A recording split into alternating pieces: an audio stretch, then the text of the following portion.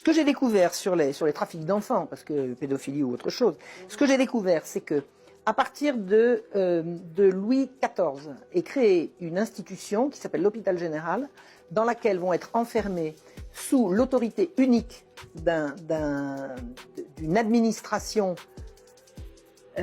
close, au recrutement clos, c'est-à-dire qui ne se recrutent que les uns les autres en circuit fermé.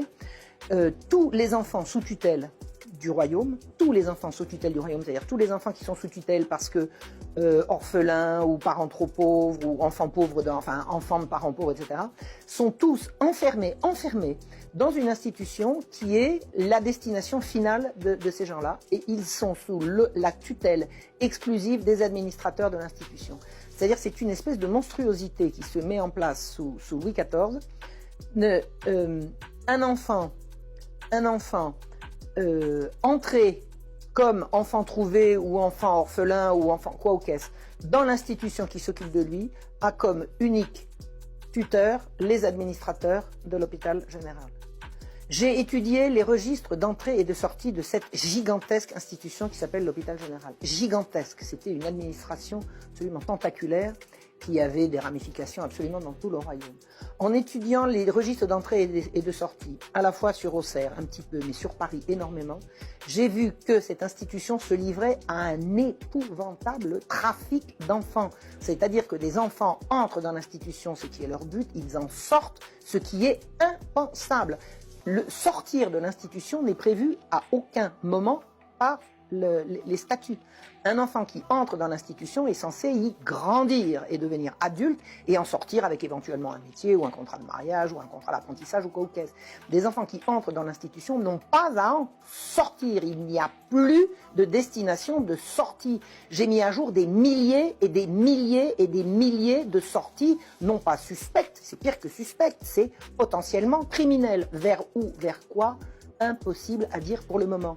Mais l'institution qui s'occupe des enfants sous tutelle est une institution qui se livre à des trafics inouïs, jamais étudiés. Je l'ai mis à jour, d'accord ? Bon, j'ai pas eu un entrefilet dans la presse pour avoir sorti La Marche Rouge, toujours disponible, continue de se vendre, merci. Donc, ce que j'ai mis à jour, c'est que vraiment l'institution s'occupant d'enfants sous l'Ancien Régime se livre à un trafic inimaginable. Je veux dire, je montre que des enfants entrent dans l'institution à l'âge de 5 ans. Ils ont été abandonnés au berceau, donc ils ont vécu du berceau à 5 ans dans l'institution des enfants trouvés. Ils arrivent à la Salpêtrière, 3 mois après ils sont morts. Est-ce qu'on peut savoir de quoi?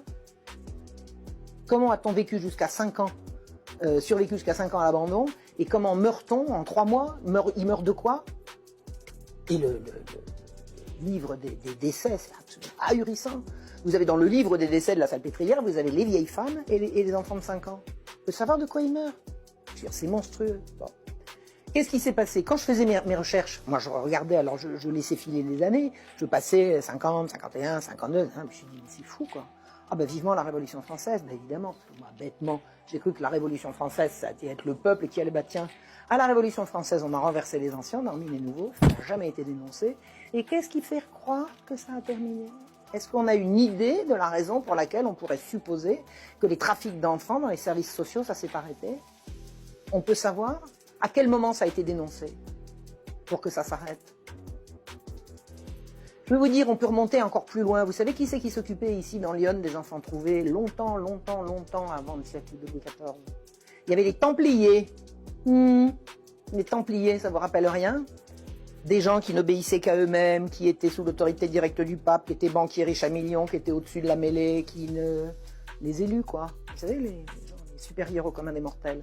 Riches, extrêmement riches, banquiers, tenant tout le monde sous leur coupe, sous la protection directe du pape, pour des bonnes et certainement des mauvaises raisons aussi, et qui s'occupaient des enfants.